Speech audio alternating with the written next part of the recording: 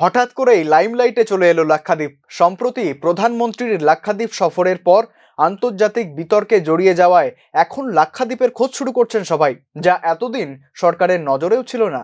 বিতর্কে জড়িয়ে দ্বীপটি নতুন করে পরিচিতি পাওয়াতে এবারে বিশেষ নজরে এসেছে লাক্ষাদ্বীপ। নতুন করে পরিকাঠামো বিস্তারে নজর দিয়েছে সরকার।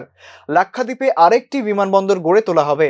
পর্যটকদের এই বিপুল আগ্রহ দেখে মোদী সরকার লাক্ষাদ্বীপে নতুন একটি বিমানবন্দর তৈরির পরিকল্পনা নিয়েছে। মিনিকয় দ্বীপে তৈরি হবে সেই বিমানবন্দর। শুধু পর্যটনের দিক নয়, সামরিক গুরুত্ব বিবেচনা করে সে সুবিধাও থাকবে নতুন বিমানবন্দরে। তাতে যাত্রীবাহী বিমান যেমন অবতরণ করতে পারবে, তেমনি সেনাবাহিনীর বিমানও অবতরণ করতে পারবে। এমনকি ফাইটার জেটও অবতরণ করতে পারবে এই বিমানবন্দরে। এই বিমানবন্দর তৈরি হলে একদিকে যেমন লাক্ষাদ্বীপে পর্যটকদের আনাগোনা বাড়বে, ঠিক তেমনি আরব সাগরে দেশের জল সীমান্তে একাধিক বেআইনি কাজও রুখতে পারবে সেনাবাহিনী।